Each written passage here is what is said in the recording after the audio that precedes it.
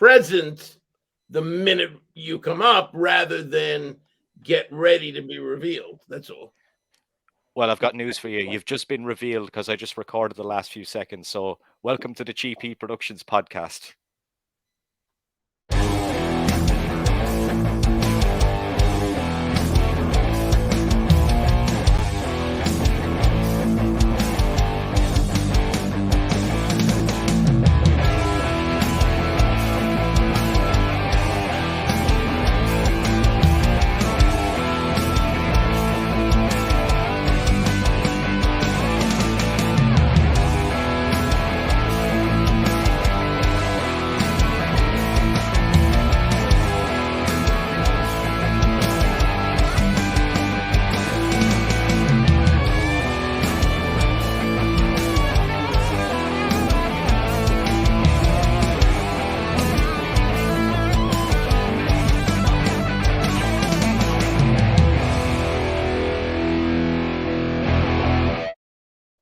Okay, today on the podcast, I've got a very special guest. Did you like our impromptu intro there? Yeah, I loved it. Yeah, it's great.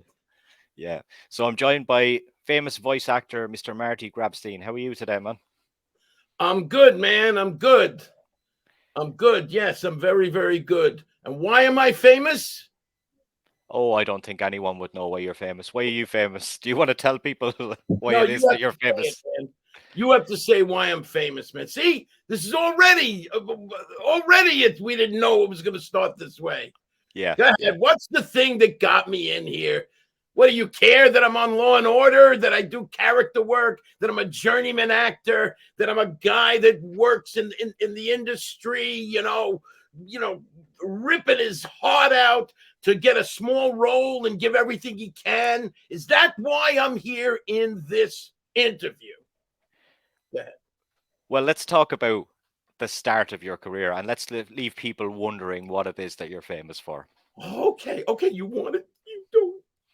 Let's build up to this. Let's build up to this. Great. It's like a mystery. Yeah. Now, before the TV stuff, I was reading you've done a little bit of comedy and writing. Do you want to tell us about your journey kind of before television, what you've done? Okay, before television. See, that makes him, you see, folks out there in television land, out there in Ireland, the fact that I'm on television, it gives me like a credibility or something for you, right? It's a good thing. It's very exciting. But really, the nuts and bolts, the true beauty of what I do is the kind of stuff that you do where you don't get paid. Essentially. Yeah.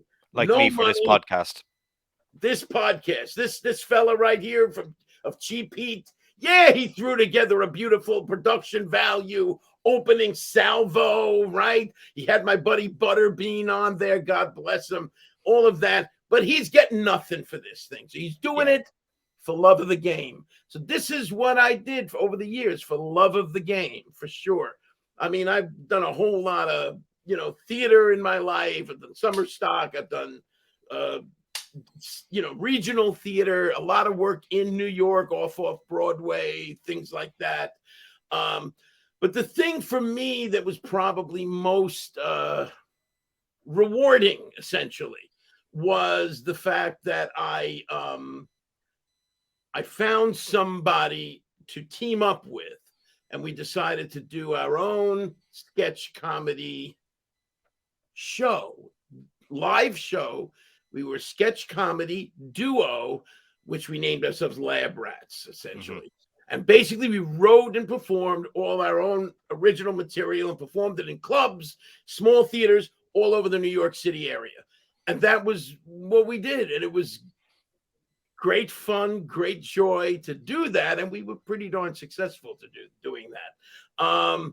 We were very successful. We got some really nice reviews in the various newspapers and magazines in New York City.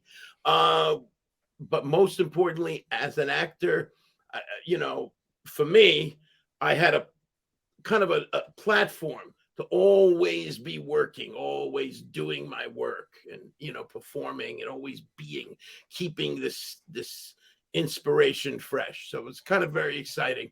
And we got into like a show. We had like a kind of a very well received, successful show called Smash the Treadmill, and we it was really quite beautiful, and Yeah. kept me rolling. Yeah, I done a little bit of stand-up comedy when I was in college Oh, as kind of a dare. It was my good friend Steve dared me to do it, and I'd done a few gigs in around Ireland. Nothing major, but kind of improv and stuff like that. But I couldn't stick with it because I had two problems with it. The first one was I was just too nervous. I was just thinking about it all day. The second problem I had was I couldn't remember what to say. You oh, the know, when line. I It was yeah, tough rising. yeah, when I went up, I knew I had like maybe like I have for this podcast, I have about 8 or 10 bullet points, but I'd need the sheet of paper there because I'd have that feeling in the back of my You have the mind that sheet of if paper there right now. I have two sheets of paper here. Could you show the sheets to the people? So you see folks, see the sheets. You Yeah. know, it's not only Marlon Brando, Robert De Niro, Hmm. Al Pacino that need the crib sheets. You understand? Yeah. People like that. Even my friend right here, Maurice Shortfall, Shortall. Shortall, Yeah. Shortfall. Okay. Shortfall. But what I wanted to ask you about the stand-up end of things was, did you find that a lot more nerve-wracking in front of a live crowd rather than maybe doing stuff for TV? Well, understand the distinction there. I was not stand-up comedy. In other words, Mhm. I've actually never done stand-up comedy Oh, per se. really? No, this was sketch comedy. We wrote Yeah. and performed our own sketch work, and Yeah. we characters bouncing off of one another. They were rehearsed. Not that Yeah. we did no improvisation. There was a certain amount Yeah. within there, but in general, these were mini shows, like 3 minutes long, 5 minutes long sketches. So that was what we did. So the answer is no. It was not nerve wracking at all. It was wonderful. I was too afraid to do stand up. By the way, just so you know, I have finally decided that at some point, once the world that I live in will allow me to go places and do what I need to do within the horrible New York City environment where everybody seems to be terrified of forever and ever and ever until the ends of the earth, that to actually finally, for the first time, jump on a stage and do stand up. I'm going to try it. I'm going to do it Yeah. for fun, not because I don't ever hope to make any. I'm I'm going I'm to end up with stand up just like you, Maurice Shortall. yeah. Shortall? Yeah. I'm very surprised that you've never done stand-up. That's I know. really I mean, comedy has always been the thing for me, certainly. It's always been.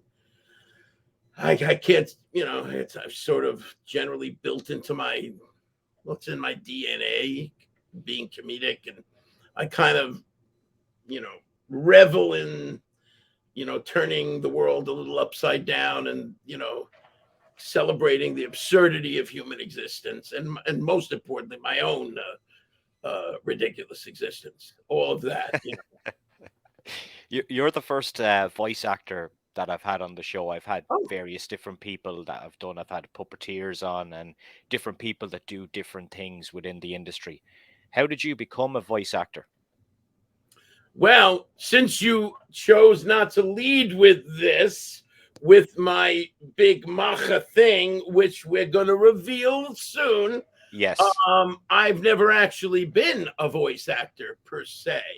Hmm. Uh, Voice actor, really, and in my, I guess still I'm in my 60s.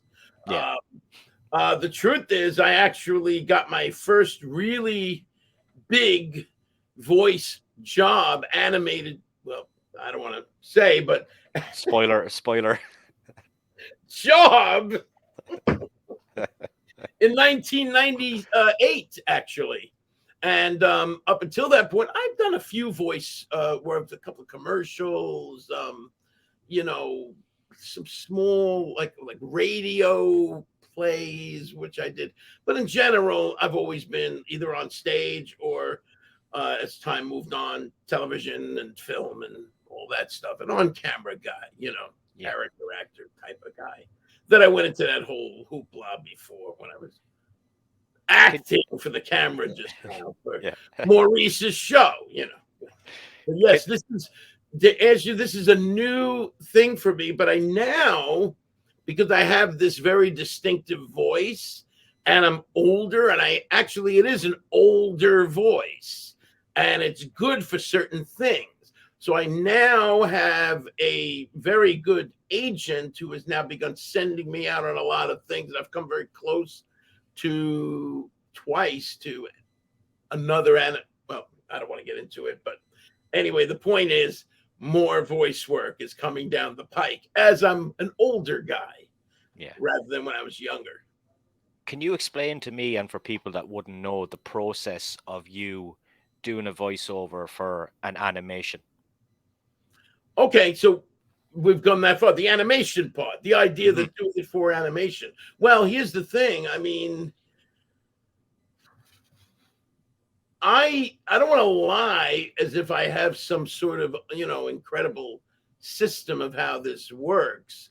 Um, but for me, but it does seem to make sense that you look at the character, you see what the character looks like, and firstly you see right away you might make a decision based on the sound. How does that character sound to you in your mind before anybody's spoken to you?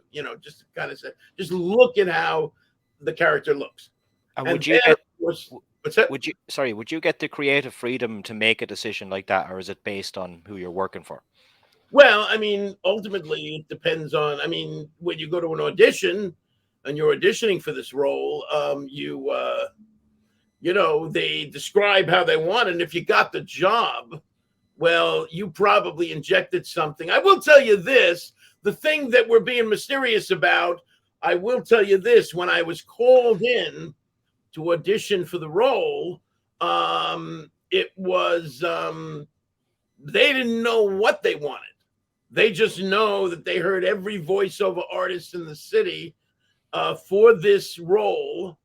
And, very skilled voiceover artists, much more skilled than me at the art of voiceover. And it can be an art. By the way, just a little before I finish that, with regards to what voiceover work is, it is a combination. There should be a core of truth to it, just like acting, a core of truth.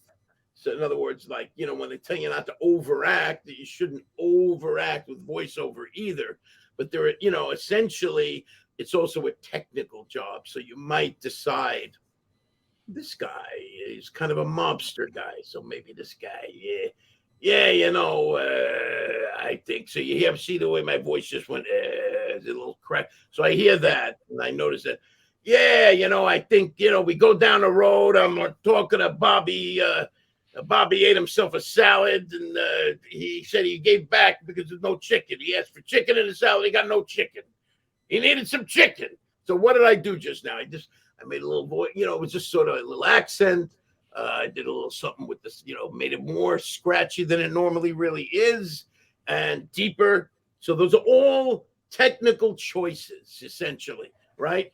And then somewhere along the line, with all that technical stuff, I'd like to believe there was a certain kind of truth, even how I was saying it. I wasn't, overdoing it, trying to find a little bit of truth, because truth is always a key, no matter what, in any kind of, I think, successful acting work. Without truth, I think it's, if you got by on something without truth, you were very lucky, but somewhere along the line, they're going to expose you for being a fraud, I would think, so. Should I tell people what we're referring to? Oh, what do On I a care? At character. this point, what's the difference?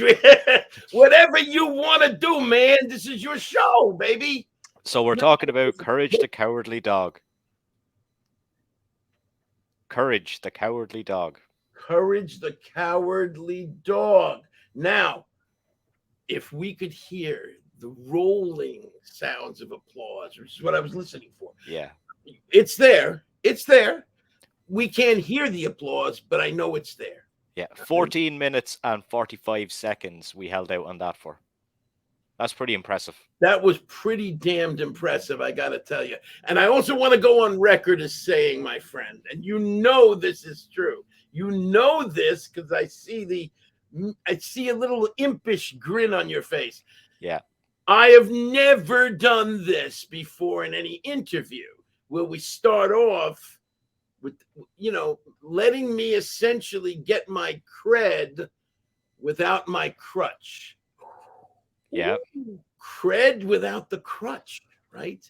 So now all of us see. Hopefully, people thought that this guy's cool. This guy's all right. He seemed to be calm, seemed to have and then we say what it is rather than, yeah, I'm Courage the Cowardly Dog. I did that, and oh wow, that's really cool. And now I can just sit back, relax, and my chair's already built there. I don't even need to get up from this chair, man.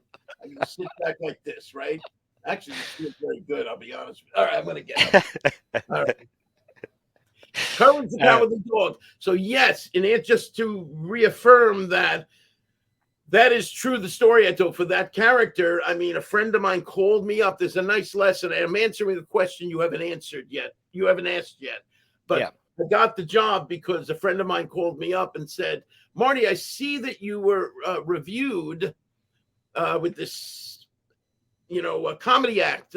I saw your name in the paper, and it just jogged me that I'm working for this guy, John Dilworth, and he's creating this new cartoon series, Courage the Cowardly Dog, and he's been listening to every voiceover artist in the city, can't decide, over 200 voices, can't decide on how that should sound. So when I saw it, boom, it jogged my memory. Let me bring Marty in. It was kind of kismet, right?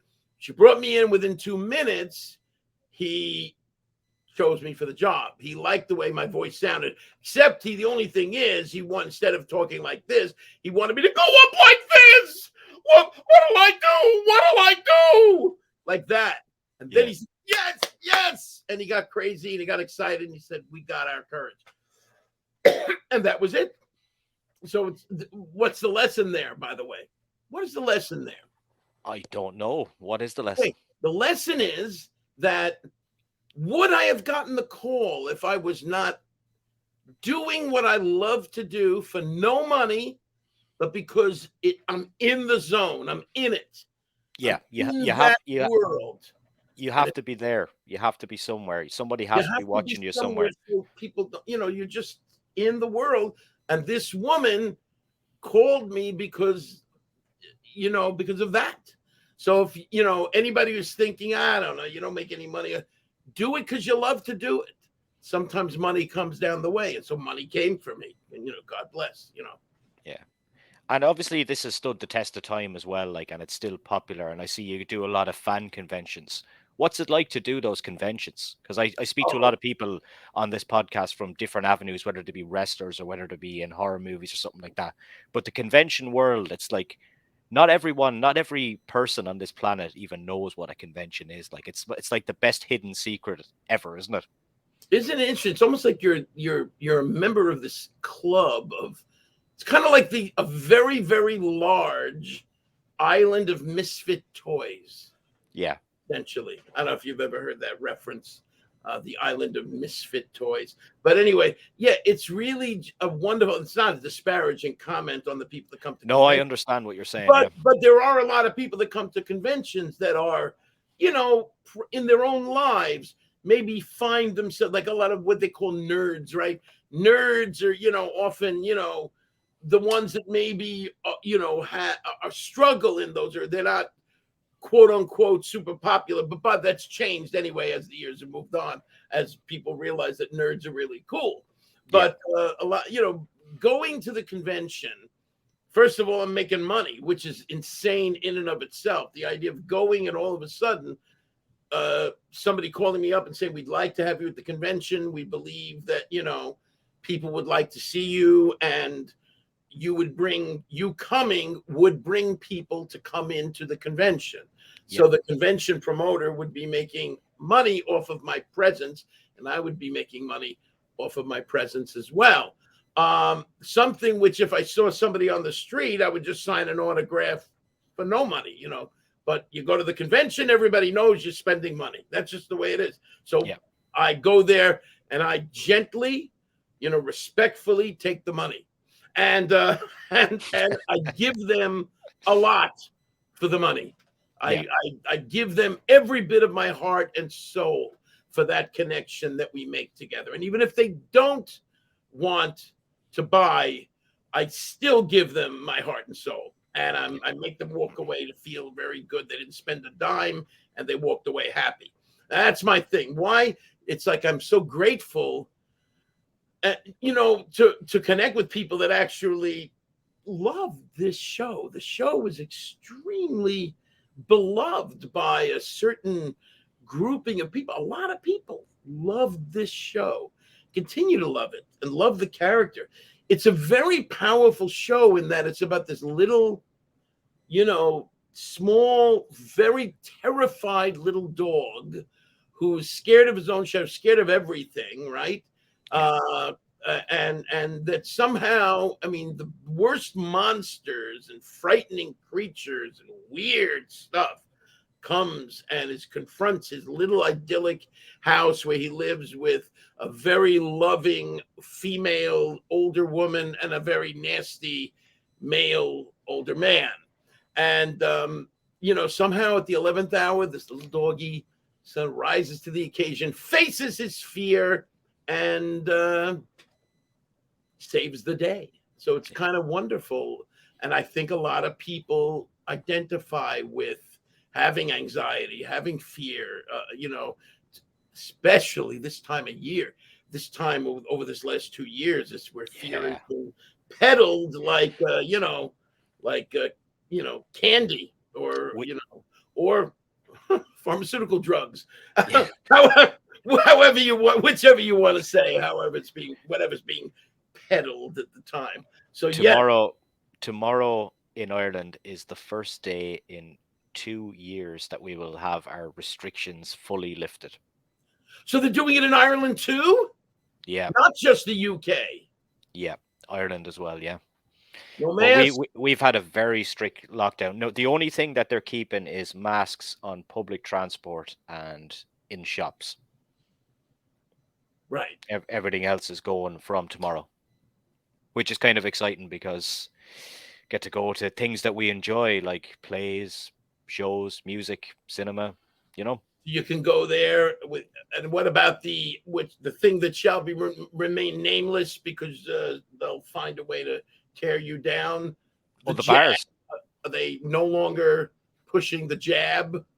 Oh, the jab. Oh, we actually have a 94% jab rate over here, so that's probably contributed to the decision. But yeah, there was a big push on it. Yeah.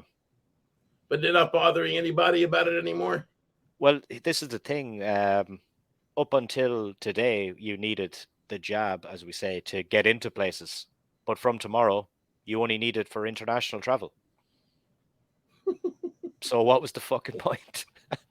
I'm not going to lie to you. I got it, but I got it to go to shows and I got it to go to bars.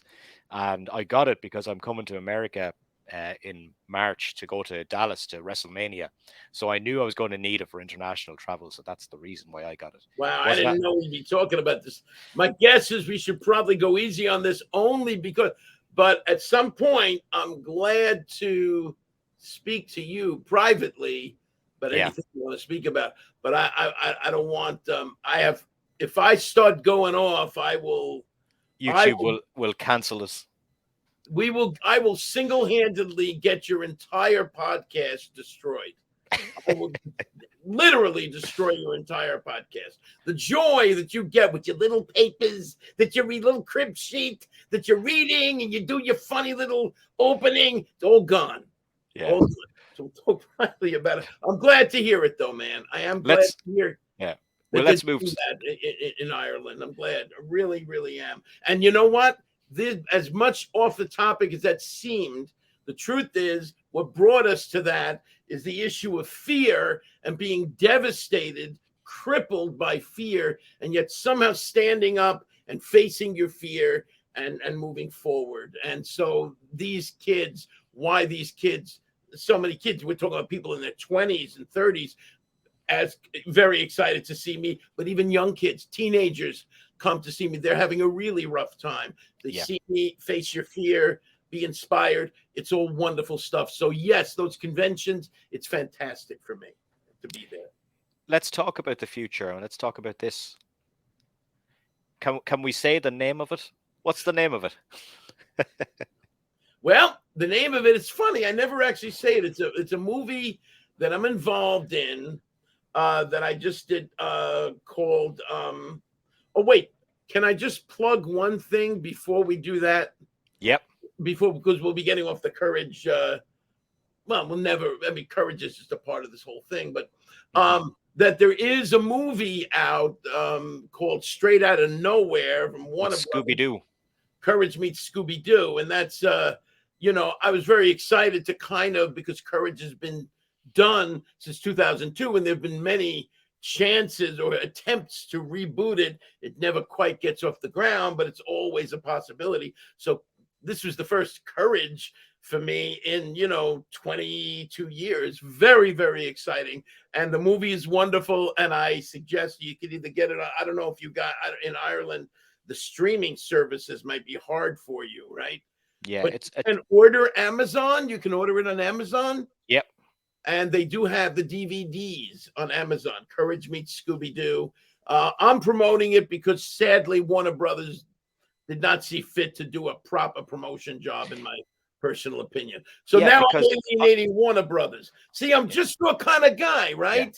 Yeah. I didn't know about it until I was reading up bits and pieces about your past and about the stuff and the writing and the lab rats and things like that. And then I just seen this, and I was like, this came out last, was it October? Well, it's September. Yeah, September. And I didn't hear anything about it, but I thought there'd be a big push on it in the US. There was a mild push, a very mild push. They really did not push harder. I mean, it's out there. A lot of people have seen it. And Scooby-Doo kind of sells itself. It's really a Scooby-Doo movie with Courage in it. But do you think they really did a special job of making Courage particularly featured? They did a great job of the movie. So the people that created the movie were very generous in their homage to Courage. They really did a great job of it, and it's great fun. But I'm just saying the promotion of it, I don't know why they wouldn't choose to promote it a little bit better. And they own both dogs. Yeah. They own Scooby-Doo, they own Courage anyway now. Why would they not promote that? I just thought the two dogs would have been great. Do you think that something to do with it? Because do you think that? Go ahead. Do you think the pandemic had something to do with it? Because it went straight to DVD, didn't it? It was going to go straight. It was going to go. That was the plan. And it's not just DVD; it's also on streaming services. Yeah. Unfortunately for us who like collecting residuals, the thing of the future. Because streaming services mean that we don't get residuals off those streaming platforms. I don't think so anyway, but that's okay. I don't care as long as it's out there. I mean, and it is out there. A lot of people stream it. So that's how it's digital or it's DVD. So yeah, I mean, I believe it's still doing marginally well because the Scooby-Doo movies always do well. I guess that's why they didn't see the need to promote it. But for Courage fans, a lot of Courage fans didn't even know it was out yet. Wow. Oh, it's out? You can get it? How would you not know that? Why would they not do follow-up sales promotions? Just little commercials or throw why not? It's unbelievable that they didn't do it. So anyway, but enough of that. On to my vanity project. So I did a one-act play, right, with my theater. I'm a part of a theater company called Theater 68, and we meet weekly and we work on our craft and stuff. So it's kind of nice for me to have that general outlet, keeping things going, always working, all of that good stuff, right? Yeah. And I did a one-act play that somebody wrote using Hunter Thompson as a main character, and I got cast as Hunter Thompson. Hunter Thompson, one of the great journalists of the 1960s and 70s invented a new brand of journalism, essentially called gonzo journalism. Where basically the journalist is inserted into the action, and he is essentially a part of the activity that he's reporting on, which is kind of very active, very vibrant, very off the wall. And he was extremely off the wall, a brilliant, very insightful observations, very rebellious, and a little out of control. You know, he was an imbiber of all sorts of substances. He, you know, was a dark individual, and yet he strangely had a really cool sense of morality, if one could say that both of those things. Very complex, very funny character. So anyway, sadly committed suicide at age 67 in his Colorado cabin. So anyway, I decided, because I was so gripped by playing this character, that I wanted to produce a short film where I get to play Hunter Thompson. I got my great friend Rick Mowat from Snack Pack Productions to direct it and write a new screenplay, a whole new story. He and I sat down, hashed out the story a little bit, basic storyline. He went ahead and wrote the whole thing, and then we put it together, shot it. It's been edited, put together. It's, I guess, 85% done. It's viewable, but it needs more it needs music, original music. It needs some color correction. It needs some technical stuff to get it into the end zone. So I'm doing what a whole lot of people do in this industry, which is essentially create a campaign for contributions for completion costs. Yeah, crowdfunding, basically. Get it so that it'll go to these various film festivals and it looks the best it possibly can look. It sounds as good as it possibly can sound.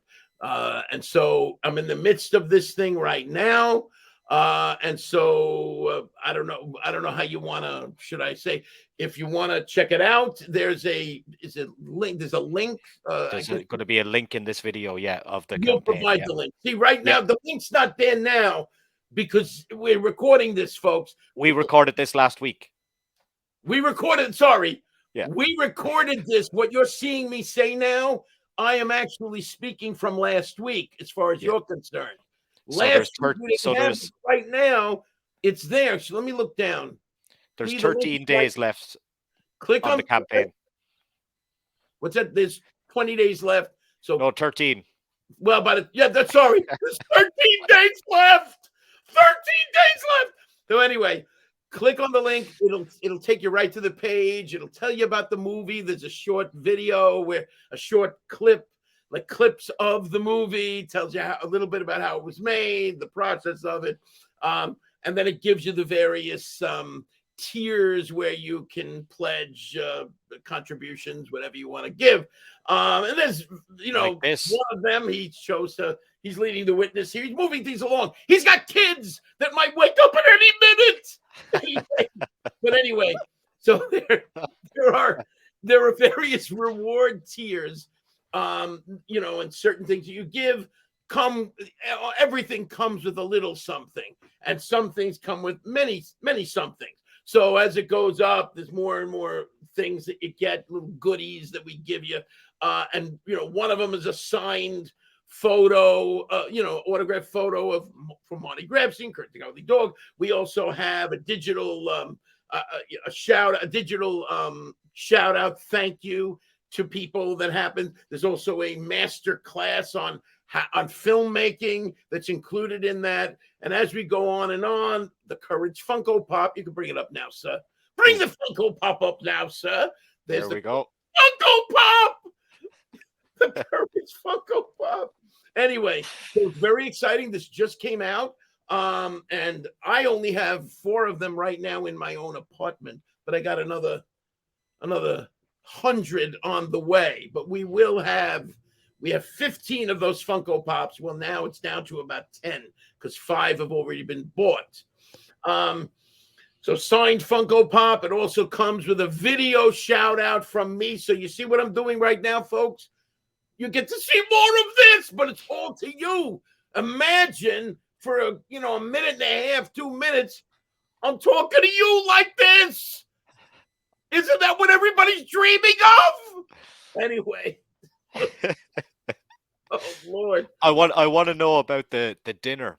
Let's talk about the dinner. Sorry, This is thank the you for big one. leading. That's why we talked beforehand. See, Yeah. folks, we try to go a little bit, wing it a little bit, but we did speak about a couple of things. And one of the things is if you hit a certain level, if you're willing to do it, you get a dinner with Marty Grabstein on Zoom. We sit, we talk, we eat. It's like we're having dinner together on Zoom. And I'll do everything I can to make it as unsterile as possible. I know Zoom can have a sterile feel to it. But we'll do everything we can to unsterile it. I've got questions about the dinner. How many courses will this dinner be? Is it a main course or how many courses? We got to think this dinner thing out, because the thing is, it's not like basically what's going to happen is that, you just eat whatever you want to eat. It's just the dinner part is really like I'll probably eat a sandwich or something. Marty, I thought you were going to pick like your favorite dish or something. What's your favorite dish? My favorite dish, lobster. There you go. That's what you should have. Treat yourself. No, I don't want to have lobster if someone else is eating, if someone else is eating peanut butter. As a matter of fact, what I'll probably do is ask the person what they want to have for dinner, let them choose what, and I'll try to match up what we're both eating with the same thing. Yeah, that could be good. Yeah, get them involved in the planning of the dinner. But anyway, and as you go up, there's, you get mentions, your name could be in the credits and all that cool stuff. A lot of fun things. These are rewards. These are not, you're not purchasing these items. These are like thank yous with regards to contributing to this process. And I think it's a fun thing. And this, I believe, will do some good things for me as we move further along. Particular voice by doing this character. It's a particular voice that's really good for me. Yeah. So. And you kind of alluded to it earlier a little bit that you might have some other things in the pipelines coming up. Is there anything you can reveal, or is it all a mystery? Yeah, I'm not supposed to, say anything. So there's actually a couple of things going on, and I'm not actually supposed to even speak on it. But, one of them is, could involve more of an ongoing, like its own, like kind of a possible regular, almost its own channel, so to speak. Okay, it could be my own like a YouTube channel, but something a little bit different, where basically I am and my partner, my creative partner, will be essentially involved in the programming of it, and they'll be performing. We'll have other people on, and it becomes a networking thing in its own right. And we have right now a potential really not good producer with this. So I actually did reveal it. I revealed one of the things. I'm not sure if there was something else that I mentioned to you that I'm forgetting, though. No, I don't think so. And are you kind of alluding to like you're starting a kind of podcast, is it? Or well, no, what it is really. What's happening here is that essentially I've developed I've kind of hit like a whole new world, of the potential for me to work. So as long as I still survive, as long as I'm still alive, I think I'm actually more castable now in things than I have been. By the way, I was on the show Blacklist recently. I don't know if you're familiar with that show with James Spader. Again, these are American shows. The Law and Order you guys get, though, right? Yeah, we do. I've been on a lot of the Law and Orders, and I was on Special Victims Unit about a year and a half ago with Ice-T. So if you see Marty, you could actually see that Marty Grabstein acting with Ice-T. Wow. Cool, little, but odd, but very enjoyable experience. So I need to look that up. For people, actually, the title of the episode is called Dis DISS. If you look up DISS. DISS, you'll see Marty Grabstein is a besieged paparazzi guy who got the crap beaten out of him. He's got and yet he's wearing a sling. He's got a black eye, and yet he's still continuing to do his work. He's fearless. He just keeps going. Kind of a good character for me. Yeah. Anyway, go ahead. And you're kind of like I seen you done Instagram lives recently, Facebook lives. Is this kind of new to you, the social media end of things, and do you think it's very helpful for interaction with your fans? Oh boy, I will tell you this. First of all, yes, this is, one could say, extremely new for me. The Facebook, really just began really diving into the Facebook world. I want to say maybe 4 years ago. And slowly but surely built up through a series of events, built up my followers to a very nice number, I believe, but I still wasn't fully utilizing it properly. Instagram, I was sort of not doing much on Instagram, so I had very few followers. So now, from doing this campaign, the woman, who's wonderful woman, Jen McPherson, who is running my campaign for me and working very closely with me on this campaign for the raising funds for the film. She said, you must be posting all the time. You got to post at least minimum of 3 days a week, but maybe four or 5 days a week. Post something, anything at all, whatever it is, just keep it coming, because keep your name out there. And it's not just my name, it's getting to more people, because Instagram and Facebook are getting ding, ding, ding, ding, ding. He's posting, send it more out, send more out. The algorithm I didn't even realize that. So the more I'm posting, it doesn't even matter if a lot of people don't listen to that or watch that particular post. It's an overall process of keeping things going. And then all of a sudden, bing, I got this one post that,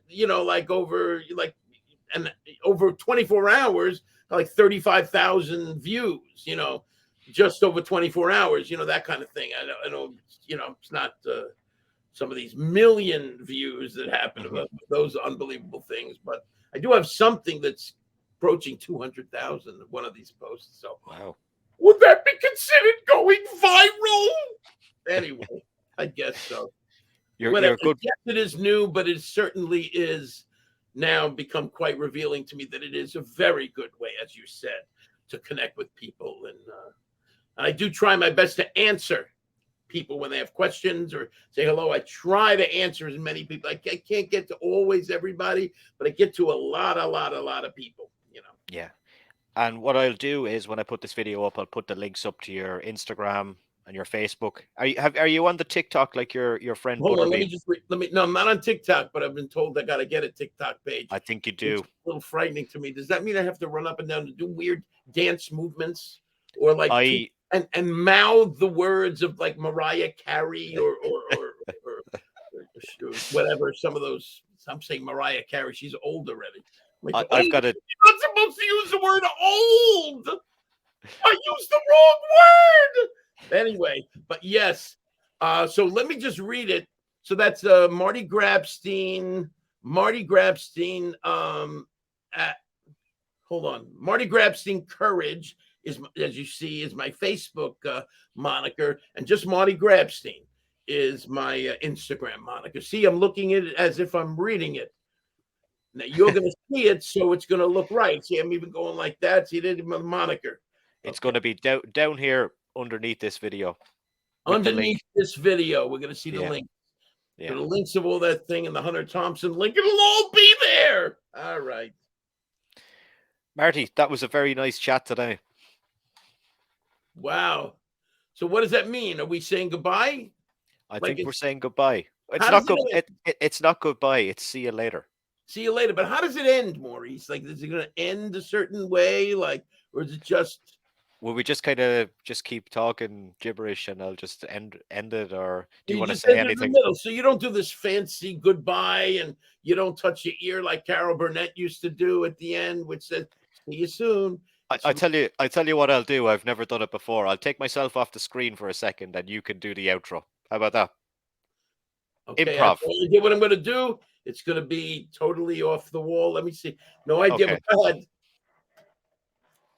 Okay, my friends, now that he's gone, I just want you to know that I much appreciate you watching Cheap Heat and my good friend Maurice Shortall. Shortall? I said Shortfall. I don't know. Whatever it is, his name is an Irish guy, just like you people are. Well, you're all Irish people. So thank you for coming. And this is really, really cool to be here. So here's what I want to say to you people. Turn to your fellow man. Hug your fellow man. Live your lives. You've been through enough with this nonsense going on in your country. So we want Ireland to come back to being Ireland, or as I quote the wonderful words of Paul McCartney, give Ireland back to the Irish. God bless you all and be well. There you go. How's that for an ending? I think